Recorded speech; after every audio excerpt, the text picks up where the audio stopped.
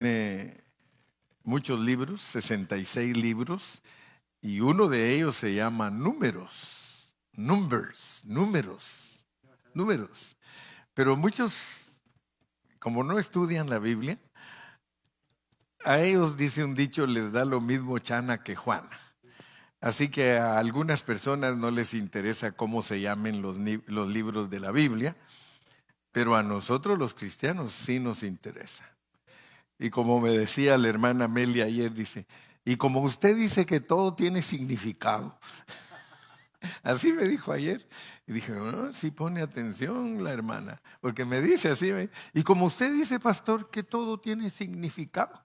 Entonces le digo, sí, en la Biblia todo, absolutamente todo tiene significado, pero no lo sabemos todo. O sea que como es tan grande la Biblia, para saber el significado de todo, necesitamos una vida eterna, usando Didache. Una vida eterna usando Didache. Imagínese que hay gente que cree que sabe la Biblia y para entenderla se necesita una vida eterna. Y eso pues lo dice Dios, ¿verdad? Siempre cuando digo algo le digo a los técnicos, pongan un versículo para que sepan lo que estoy hablando. Pongan ahí Juan 17:3, porque es Dios el que dice eso. Es Dios el que dice cuánto tiempo nos toma conocerlo. Así que si alguien de ustedes cree que conoce a Dios, creo que conoce muy poquito. Hay gente que se aburre de ir a la reunión 1 hora, se aburren porque creen que ya saben todo. Es más, hay algunos lugares donde los que están sentados dicen, ya sé qué va a decir el pastor. Imagínense qué tremendo. Eso ya se lo saben todo. Yo ya sé qué va a decir el pastor. Dice lo mismo del año pasado. ¿Sí? Pero la realidad cuando hay buenos pastores y buenos maestros es otra. Siempre va a haber una palabra fresca. Pero porque estamos dedicados, ¿verdad? Ustedes vienen aquí, hay cosas, yo se lo garantizo. Ramón tiene 40 años de estar aquí. Gilmar como 80. Sí. Pero ellos siempre aprenden algo nuevo.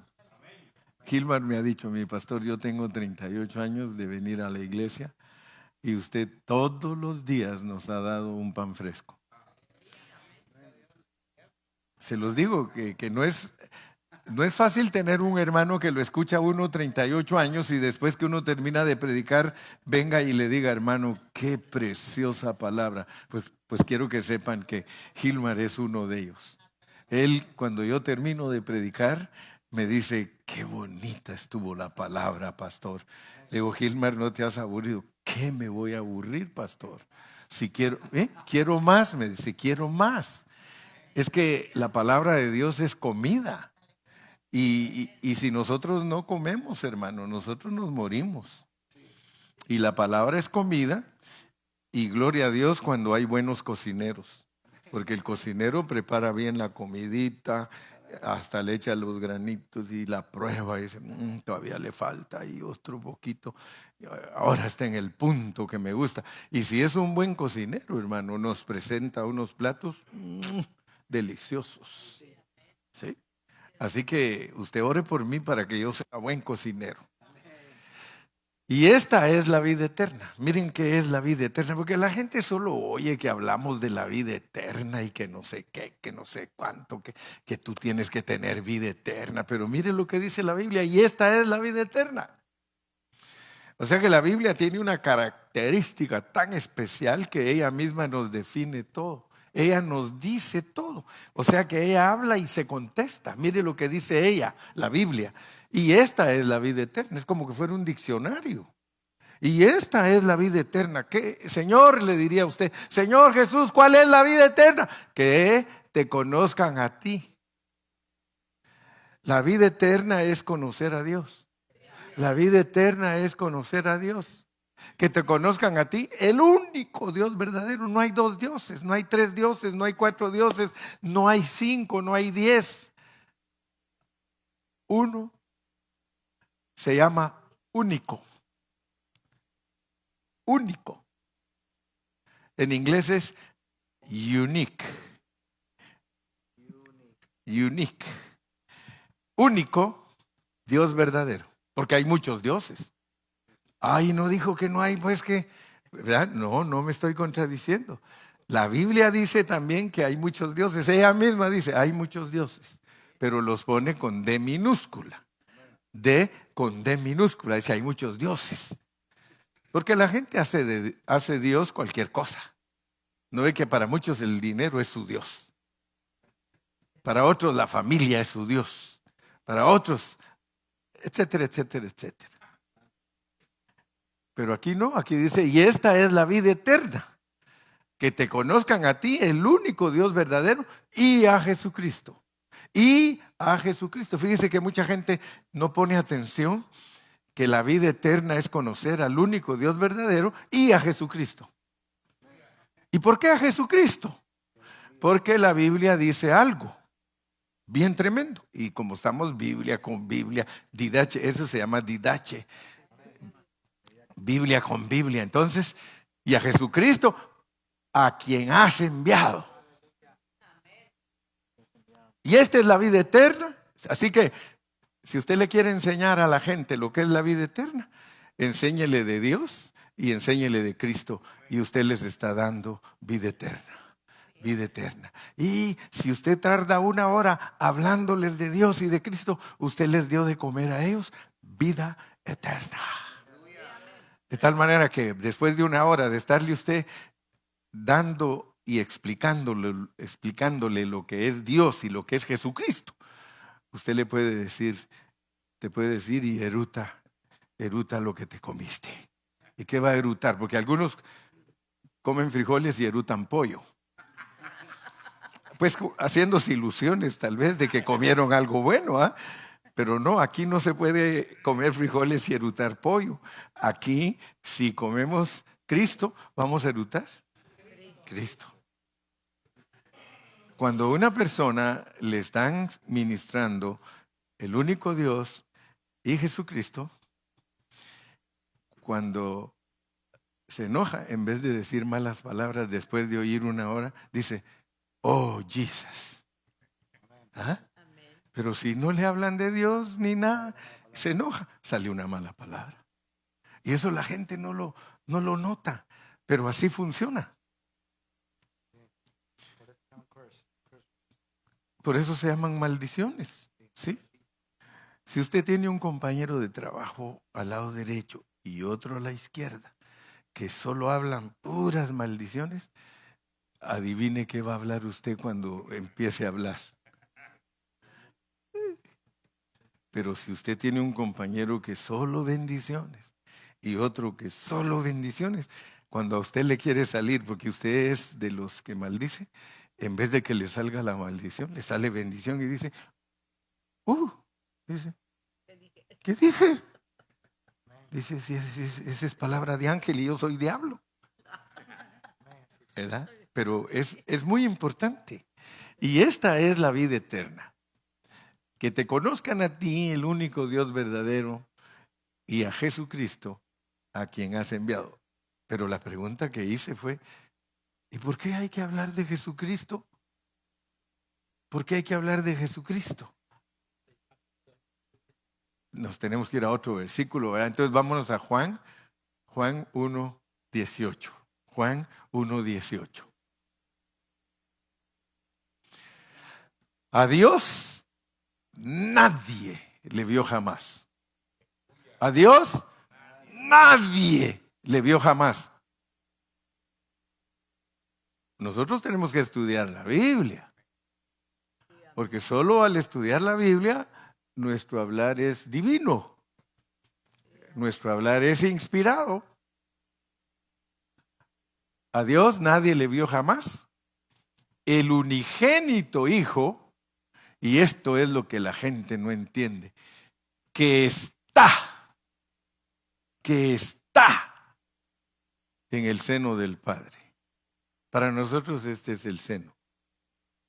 Pero como Dios no es igual que nosotros.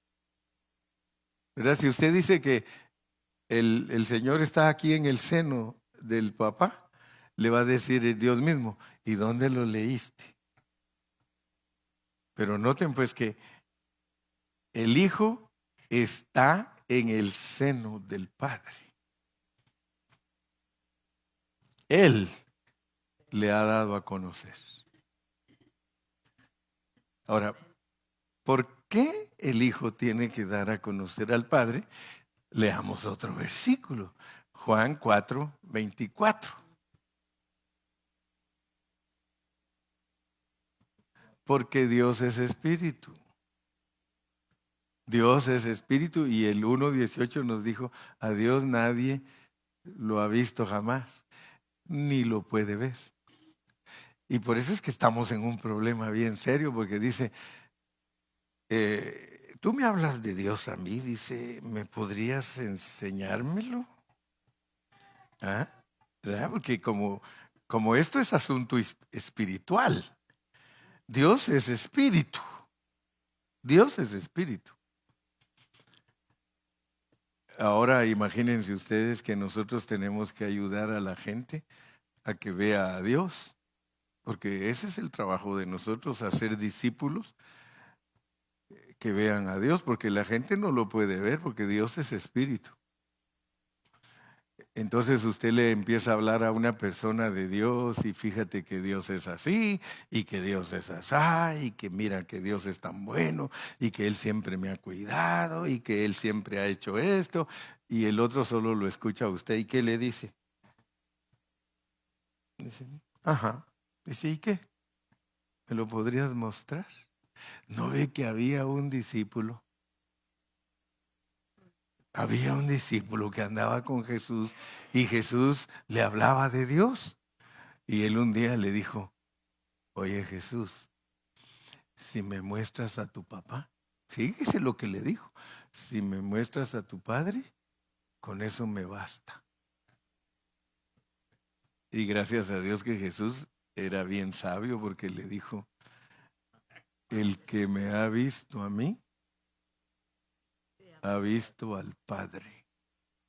¿Cómo me dices tú que te enseña el Padre si yo he estado contigo todo el tiempo? Pobre ese cuate, va.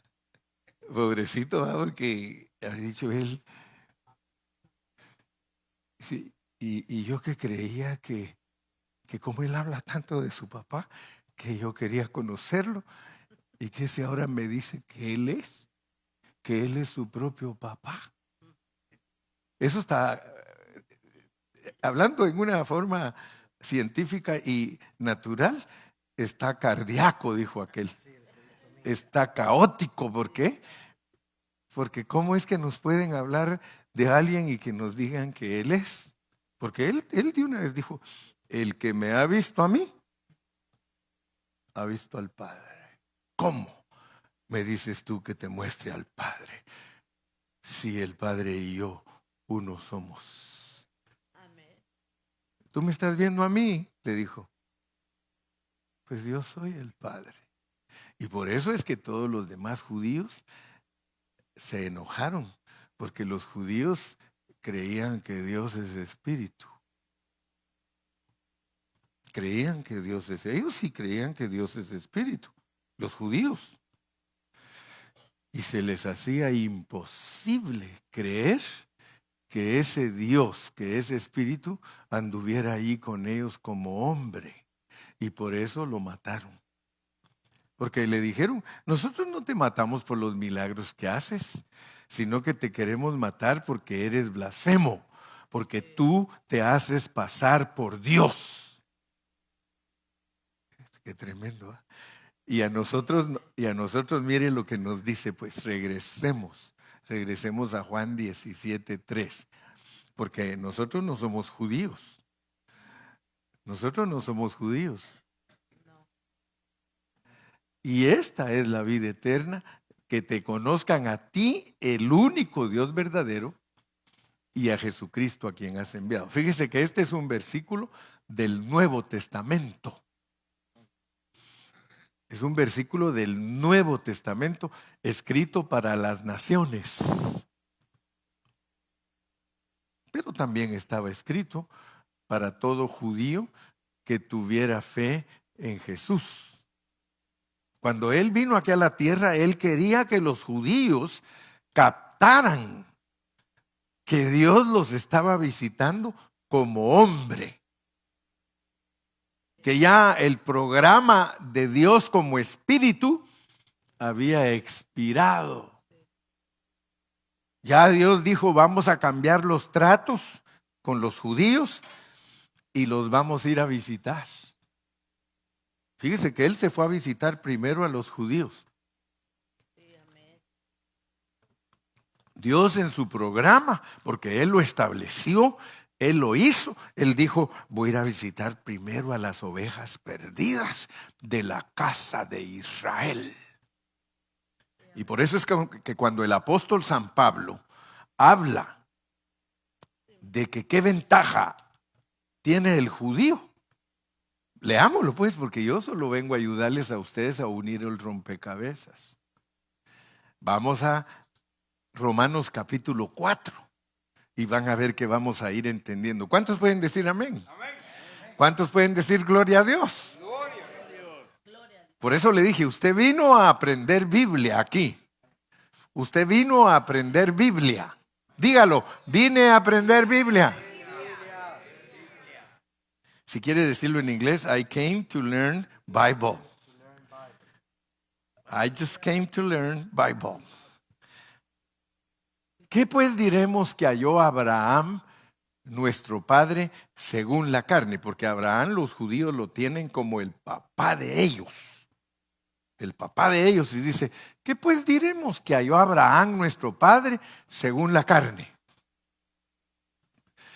Porque si Abraham fue justificado por las obras, tiene de qué gloriarse, pero no para con Dios. O sea, fíjense lo que está diciendo. Está diciendo que Abraham fue justificado no solo por fe, sino que también por sus obras.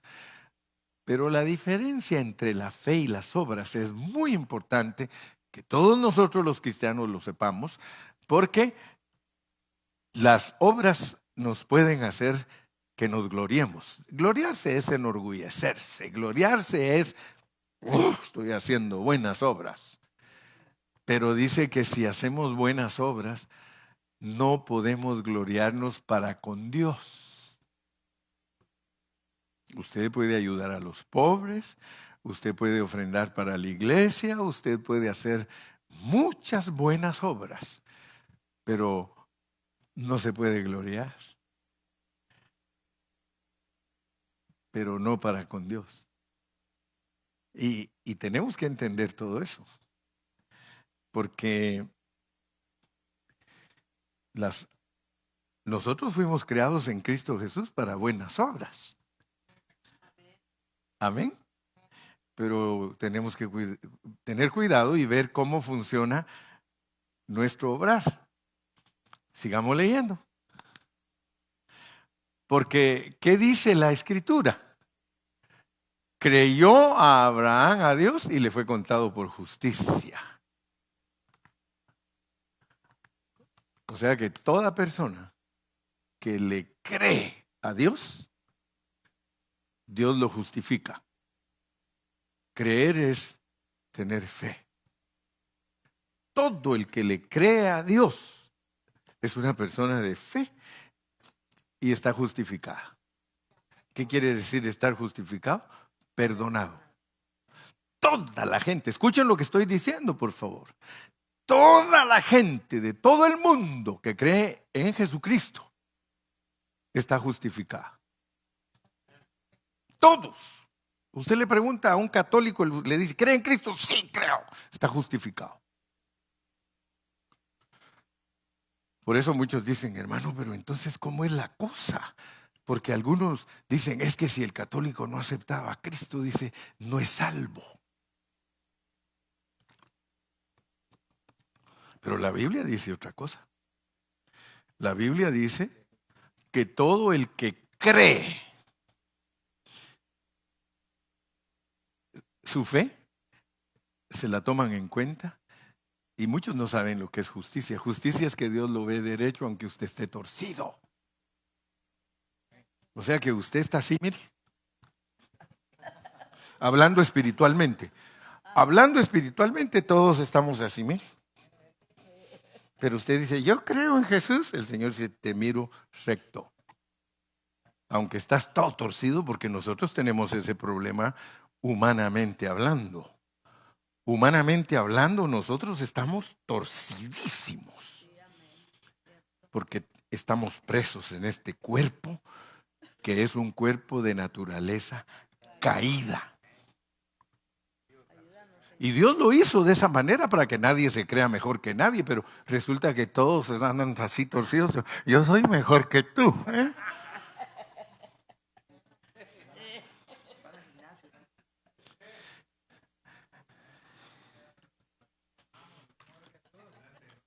Que Dios nos ayude, ¿verdad? Que Dios nos ayude. Aquí les voy a poner un paréntesis antes de seguir, porque hoy tenemos tanto que hablar. Tanto que hablar, pero vamos a hacer un paréntesis. Llegó un jorobado a la iglesia. Disculpen si hay alguno, no lo estoy diciendo por usted. Pero llegó un jorobadito a la iglesia y el pastor predicó esa noche un tema. Él predicó que todo lo hizo Dios perfecto. Y ese fue su mensaje. Y repitió como 200 veces, todo lo hizo Dios perfecto. Y hablaba de ciertas cosas. Todo lo hizo Dios perfecto. Terminó de predicar. Y después que terminó de predicar, el jorobadito se vino al frente y le dice, pastor, usted predicó que todo lo hizo Dios perfecto. Míreme. Míreme. Le dijo, era jorobado, ¿no? Y el pastor le dijo, párese ahí, mire, párese ahí, le dijo, lo voy a ver. Y lo vio, ay, lo vio. Se puso en otro lado y lo vio. Y se hizo para acá y lo vio. Y se fue para el otro lado y lo vio. Y le dice, oiga amigo, nunca he visto un jorobado tan perfecto.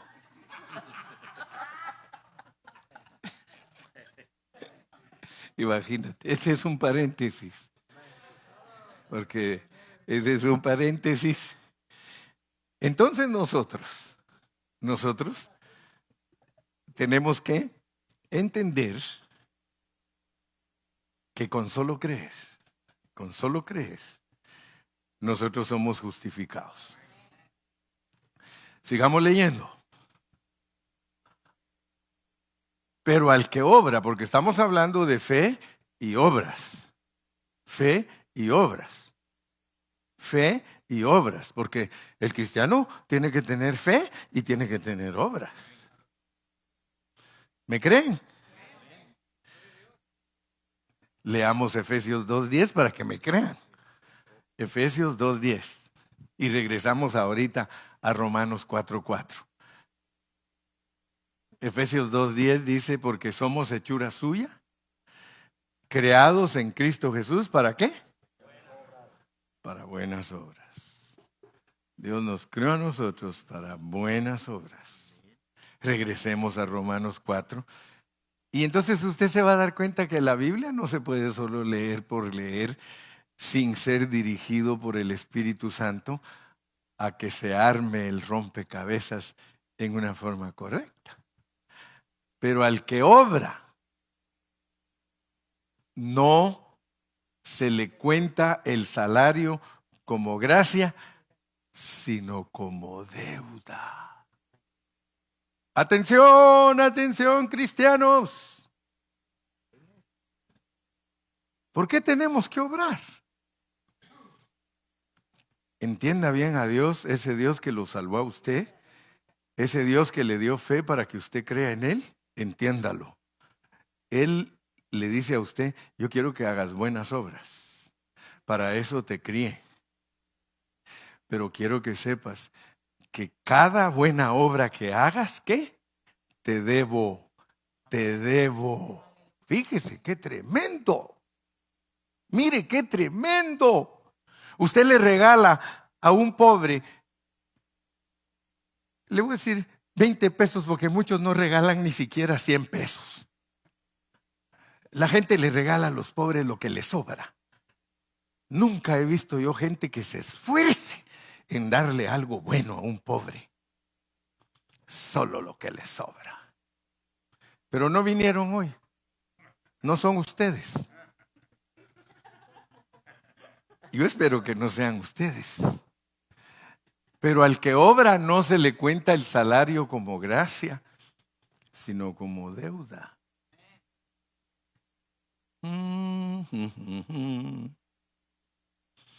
A mí se me hace que a muchos de ustedes, cuando Cristo regrese, no les debe nada. Van a salir debiendo. Ni aménes hubieron. Porque la Biblia dice que Cristo va a regresar a esta tierra para recompensar a todos los hombres. A mí se me hace que cuando saques tu librito y te va a decir el Señor, puro saldo negativo.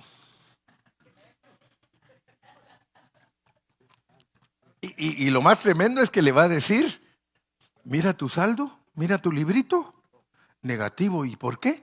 Porque tú eras asadón.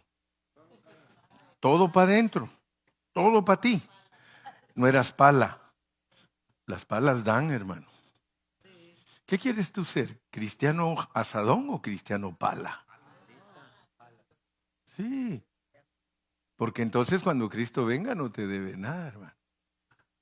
Ahora fíjense pues cómo es el Evangelio. El Evangelio funciona de esa manera. Regresémonos a Romanos 4:4. Pero al que obra no se le cuenta el salario como gracia, sino como deuda. Versículo 5. Mas al que no obra, sino cree en aquel que justifica al impío, su fe le es contada por justicia. Fíjense qué claro es Dios, pero los cristianos no saben estas cosas porque no hay quien se las enseñe con autoridad y con claridad y que les diga así funciona el Evangelio. Esto tiene que ver con que la salvación se pierde y que la salvación no se pierde. Fíjese, por eso es que los cristianos están en un rollo, pero bien profundo y no saben. Y unos dicen que la salvación se pierde y otros dicen que la salvación no se pierde. Y ahí la llevan. Ahí se mantienen discutiendo en problemas teológicos. Y se mueren peleando y nunca descubrieron la verdad. Porque la salvación que no se pierde es la salvación de tu fe. Y eso salva tu espíritu. Yo le doy gracias a Dios, hermano, porque mire, aunque digan como dice la canción, digan lo que digan. Hermano, mire, cuando uno aprende a predicar el Evangelio, eso es otro rollo, hermano. Por eso a mí no me escuchan hablando que voy a... Sí que estoy lleno del poder de Dios para sanar enfermos, hermano. Si eso cuando uno se dedica a eso en la Biblia dice, no te conozco, apártate de aquí. Tú hacías eso porque no entendiste nunca el Evangelio. No, Señor, pero que en tu nombre echamos fuera demonios, en tu nombre, Señor, sanamos enfermos, en tu nombre. ¿Y qué les dice, hermano? Apartaos de mí, malditos, hacedores de maldad, no os conozco. Por eso yo no me arriesgo. El día que yo entendí, hermano, así cuité de hacer eso. Así cuité de hacer eso porque dije, no, hombre, ese negocio lo que me va a llevar es a la pura pérdida. Ese evangelio me va a llevar a no tener una buena obra. mas el que no obra, sino que cree en aquel que justifica al impío. Y por eso es que algunos dicen, no, entonces no hay que hacer nada de eso, y se vuelven tan pasivos que ya no hacen nada. Sí, pero lo importante es entender que nosotros no somos pasivos, no somos pasivos. ¿Saben qué es la diferencia entre nosotros, los de Pan de Vida, y los demás cristianos? Porque, hermano, Dios nos ha bendecido y no lo decimos con orgullo, no, que con humildad, porque esto se tiene que entender con humildad. Hermano, somos bendecidos porque el Señor nos muestra que nosotros, para ser salvos, solo tenemos que creer. Pero si nosotros queremos ganar el reino, entonces nosotros obramos. No somos pasivos. Nosotros no hemos sido llamados a ser pasivos. Y por eso esto era lo que les iba a decir. Y lo escribí esta semana. El cristiano espiritual parece mundano. Fíjense, pues, oigan bien lo que estoy diciendo. El cristiano espiritual parece mundano. Parece mundano. Porque, entre comillas, el concepto de los cristianos espirituales es vestirse de cierta manera. Los hermanos que quieren aparentar ser espirituales son las iglesias donde las hermanas tienen que estar con un velo, con vestidos bien largos, nada de pintarse, nada, aunque parezcan muertas. No se deben de pintar nada porque la santidad de Dios, fíjese pues, así se mueven y así creen. ¿Y quién los va a sacar de ese error? ¿Quién? Es imposible sacarlos de ahí. Y por eso cuando alguien de nosotros miran a estas iglesias, miren, no, es que ahí en el Pan de Vida ahí no son santos. Ahí todas las hermanas, mírenlas cómo vienen, puras mundanas. No se oye, ¿verdad? Y dice aquella, pero bien bonitas. No, en serio, yo estoy hablando en serio, hermano. Yo no estoy ni burlándome de nadie. Me libre Dios a mí burlarme de un cristiano. Pero esa clase de iglesia está obrando su propia santidad. Están obrando, están fabricando su propia santidad. Están logrando o tratando de decir que la santidad es esa y se olvidaron de la gracia. Entonces el cristiano espiritual verdadero parece mundano porque no le interesan esas cosas. A mí no me interesa, hermano, ponerme a predicar como yo predicaba hace 35 años, diciéndole a las hermanas que eran mundanas porque andaban arregladitas y todo. Yo prefiero que les digan que parecen mundanas, prefiero. ¿Sabe por qué? Le voy a decir por qué.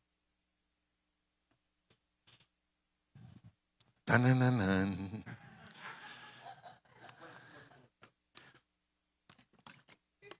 Porque ellas no están procurando fabricar una santidad externa. Ellas están preocupadas de una santidad interna. Ellas están tratando, ¿de qué sirve que anden vestidas así si son unas chismosas, si son unas mujeres malas, si son unas mujeres que no saben lo que es el amor verdadero de Dios y mucho menos saber amar a su marido? Y el marido no las ama porque después que las tiene así como que fueran escobas, como dicen allá en mi país, escobas chaparrastrudas, las dejan por otras mujeres que andan bien arregladas y bien bonitas. Yo por eso le digo a las hermanas, arréglense bien bonitas para su marido. Su marido merece que usted se arregle bien chula para que su marido no ande poniendo los ojos en esas escobas.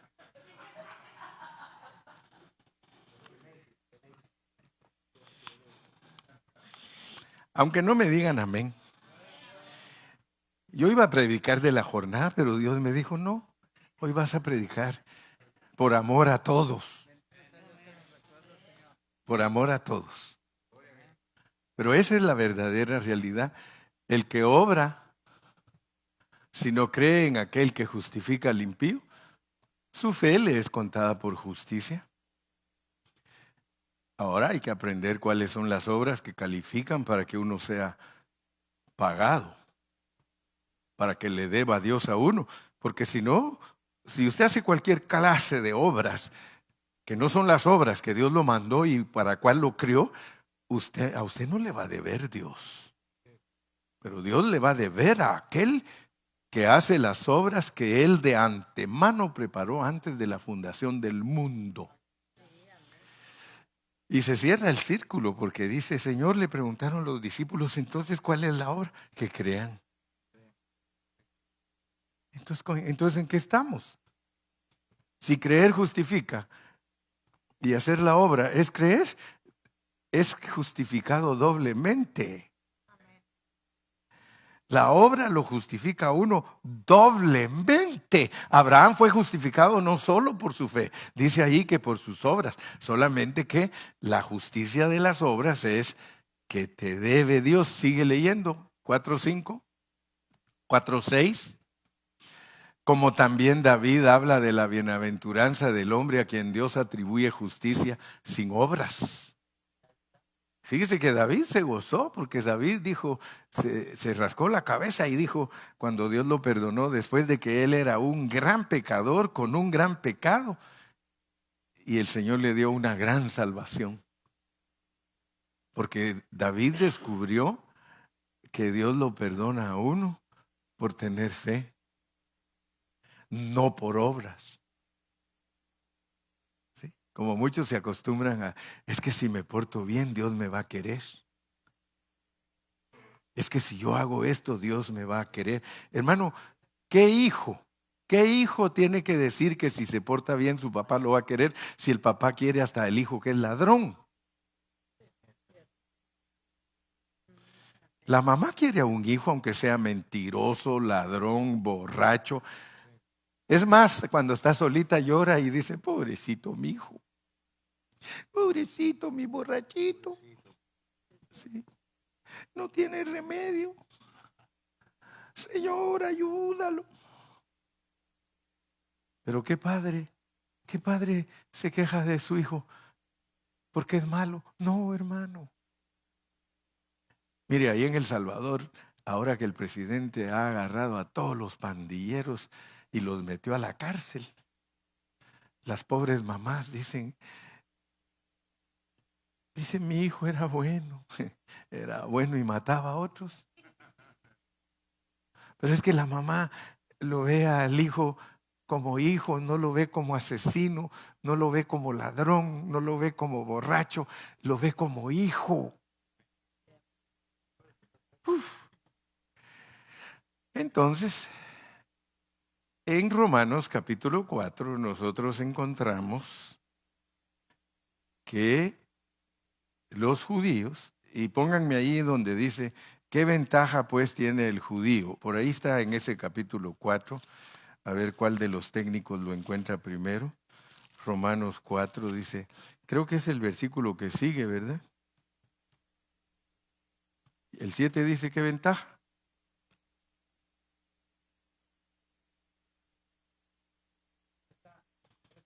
(3:1) Regresemos al 3:1 pues. Porque eso era lo que les quería hablar, pero les tengo que hablar de todo para entender. ¿Qué ventaja tiene pues el judío? ¿O de qué aprovecha la circuncisión? Fíjense, es una pregunta. Dice, bueno, ¿por qué Dios trató primero con los judíos antes de tratar con nosotros? ¿Qué ventaja tienen ellos? ¿Qué ventaja tiene que ellos se circuncidan? Versículo 2. mucho, en todas maneras.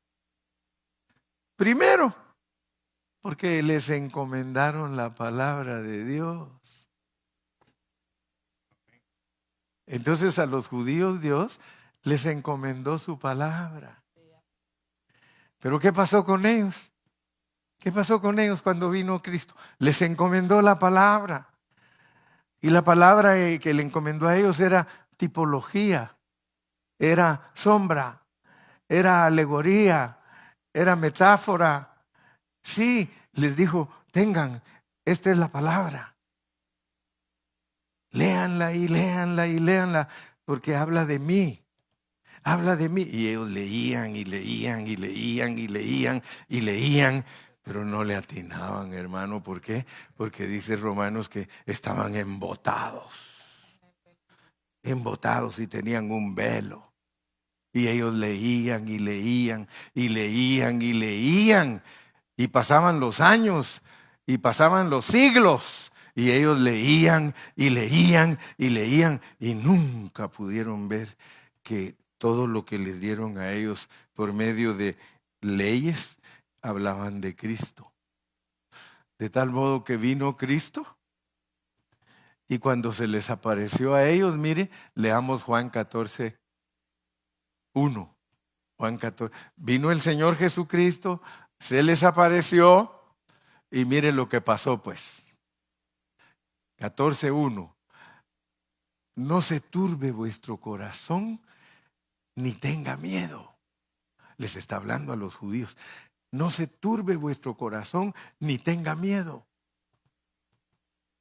Y les va a hablar en parábola. Sigamos. En la casa de mi Padre muchas moradas hay. Escúchenme bien. Si así no fuera, yo os lo hubiera dicho. Voy pues a preparar lugar para vosotros. Y ahí les empieza a declarar, y si me fuere y os preparare lugar, vendré otra vez. Pero quiero que sepan pues, quiero que vean por favor, porque eso se lo habló a los judíos, pero es una parábola. Porque Jesús no les hablaba a ellos si no era en parábola. Pero lo tremendo, y escuche bien, por favor, escuche bien, lo tremendo es que se lo dijo a Juan, pero no lo entendió Pedro. Ahí no se puede aplicar, se lo digo a Juan para que lo entienda Pedro. Se lo dijo a Juan y tampoco Pedro lo entendió. ¿Ustedes saben que la iglesia no entendió eso? ¿Ustedes saben que los cristianos no entendieron eso, hermano? ¿Usted sabe que los cristianos no lo entendieron? Pasaron cientos de años, hermano, cientos de años. Mire, los judíos no le creyeron a Jesús que en la casa de su padre muchas moradas hay. Y le dice, si así, y si me fuere y os prepararé lugar, vendré otra vez y os tomaré a mí mismo para que donde yo estoy vosotros también estéis. Pura parábola, pura parábola. Se la dijo a los judíos y empezó a correr el tiempo y el tiempo, la iglesia se estableció. ¿Y qué le parece a usted que si mucho, hace 200 años que los cristianos entendieron este pasaje, hermano? Hace 200 años, después de 1800 años de predicar que si me fuere y os prepararé, de predicar que Cristo se fue al cielo a hacerle casitas a los cristianos. Fíjese, eso lo creyó la iglesia 1800 años, al grado de que usted le hablaba a un cristiano hace 200 años. Usted le hablaba y decía, tengo mi casita en el cielo. Todavía hay algunos que no han querido entrar a la pureza de la palabra. Porque tienen que descubrir que esta es una parábola. Y que lo que está diciendo el Señor Jesucristo es que en la casa del Padre es parábola, es la iglesia. Muchas moradas hay, somos la morada del Espíritu Santo.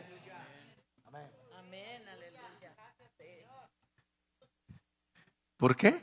Les está diciendo que va a ir a la cruz y que en la cruz les va a preparar lugar y va a regresar como el Espíritu de vida para entrar en ellos, para que donde Él esté, ahí estén también ellos.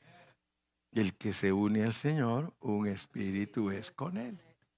Bueno, se dan cuenta pues entonces cómo Dios quiere que todos nosotros entendamos lo que es ser salvos por fe y ser salvos por obras. Nosotros somos salvos por fe, por solo creer en el Señor Jesucristo. Cree en el Señor Jesucristo y serás salvo tú y tu casa. Pero para heredar el reino, estamos hablando que hay que obrar. Y ahí es donde ya los cristianos se oponen los unos a los otros. Mentira, que hay que obrar para heredar el reino. El reino se hereda por gracia. La Biblia dice, hermano, que si nosotros vivimos cierta clase de vida que no llena los estándares de vivir a Cristo, que no podemos heredar el reino de Dios. Aunque usted tenga fe, aunque usted crea en Cristo, si usted no vive los estándares de Cristo, usted no puede heredar el reino. Por eso es que dice que hay muchos los llamados y pocos los escogidos. Entienda y aprenda que la fe lo salva a usted de su espíritu y que las obras lo salvan a usted de su alma. Porque ¿qué aprovechará al hombre si granjeare todo el mundo y perdiere su alma? Y perder el alma, dice la Biblia lo que es. Perder el alma es no llevar la cruz. El que ama su alma, la perderá. Pero el que la pierde por causa de mí, la hallará. Dice, ¿quieres tú seguirme? Le dijo a los discípulos. Toma tu cruz cada día y sígueme. Yo quisiera, hermano, que todos ustedes tengan bien claros todos estos conceptos para que no vivan un evangelio mezclado y lleno de mentiras. Porque quiero que sepan que hoy día, en los tiempos que nosotros vivimos, se predica un evangelio bien mezclado y a veces hasta parece que es verdad. Pídale a Dios tener usted una mente sobria, pídale a Dios tener un espíritu abierto y un corazón humilde para que lo instruyan bien y que usted no ande por cosas, por caramelos o cositas bagatelas, sino que usted ande bien centradito en un evangelio puro en el que le muestra a Dios a través de la Biblia que usted es salvo de su espíritu y que usted está peleando la batalla de ganar su alma. Ganarse el espíritu, hermano, ningún hombre puede. Eso se lo gana Dios. Dios es el que salva nuestro espíritu, pero nosotros, por medio de la negación, ganamos nuestras almas. Yo espero que le haya quedado claro. Ese es el mensaje de hoy. Ese es el didache de hoy. Y usted se da cuenta que aunque usted tiene años de ser cristiano, si hay buena didache, usted se goza. Porque este es un mensaje elemental. Este es un mensaje del ABC del Evangelio. Este es un mensaje para que usted empiece su carrera desde el principio en una forma correcta. Dice que el que empieza mal, mal termina. ¿Cómo cree usted que está un hermano que todavía cree que Dios le fue a hacer una casita al cielo? Solo le pregunto a usted, ¿qué clase de cristiano es? Uno que cree que Cristo se fue al cielo a hacerle una casa y que todavía tiene sus long play y sus disquitos. Aunque en esta vida no tengo problemas, no es problema. Aunque en esta vida no tengo riquezas. Fíjese cómo confunden a la gente. Sé que allá en la gloria tengo mi mansión. Mentira. ¿Esa es una mentira? ¿Esa es una mentira? ¿Cómo un cristiano se deja engañar, hermano? Si la Biblia no enseña que usted tiene una casa en el cielo, pero como los cantos los volvieron doctrina, los cantantes vendieron millones de esos discos y disfrutaron millones de dólares, y los pobres cristianitos que no les enseñan bien la Biblia hasta lloran con esos cantos. Un palacio tengo allá más lindo que el sol. Y como los gringos nos enseñaron eso, I have a home in glory land that outshines the sun. Hermanos, y la Biblia enseña que el hogar es usted, que la morada es usted, que el palacio es usted, que la casa es usted. Usted y yo somos la casa de Dios. Usted y yo somos la morada del Espíritu. Y debemos dejar que Dios haga su trabajo para que Él conquiste lo que empezó. Y que no nos vayamos a quedar a medias, hermano. Imagínense que la casa la está haciendo aquí, no allá. Él dijo: sobre esa roca, Pedro, sobre esa roca edificaré mi iglesia, y las puertas del Hades no prevalecerán contra ella. Él está edificando su iglesia. Y yo me he atrevido a presentar verdades, hermano, de que mientras en Israel no esté levantado el templo de los judíos, la iglesia no está lista. El día que usted oiga que en Israel construyeron el tercer templo, el templo, usted sabe que en ese se va a sentar el anticristo.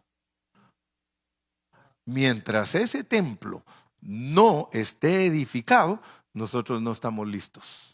Pero el día que usted sepa que los árabes se pusieron a pelear contra los judíos porque empezaron ellos a edificar su templo, en ese tiempo aflíjase, porque en ese tiempo va a pasar en nosotros cosas que ni nos imaginamos, porque Dios tiene que preparar su verdadero templo. Su verdadero templo es la iglesia, y Dios a nosotros nos va a preparar no matter what. Todos los que tenemos revelación divina de que somos la casa de Dios, de repente usted va a empezar a vivir una vida que nunca ha vivido. Escuche lo que le digo. Usted va a empezar a vivir una vida que nunca ha vivido. Y usted mismo se va a admirar lo que es vivir a Cristo en resurrección. Para allá vamos, para allá vamos. Lo que pasa es de que todavía no nos han quitado las vestiduras viles. Espérese que nos quiten las vestiduras viles, y entonces ni siquiera viles vamos a tener. Aleluya. Dele palmas al Señor, a su nombre.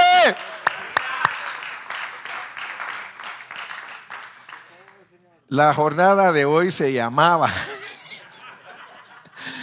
Igea Barín, pero la empezamos el domingo, ¿ok? Le prometo que el domingo la empezamos. Se llama Igea Barim. Igea Barim. Igea Barim. Es la jornada número 38. Padre, en esta noche te damos gracias por la bendición que nos das de escuchar tu palabra. Tu palabra es vida. Tu palabra nos transforma. Tu palabra nos cambia. Tu palabra nos bendice. Tu palabra nos sustenta. Tu palabra nos suministra. Tu palabra nos hace diferentes. Tu palabra, Señor, hace que nosotros seamos transformados.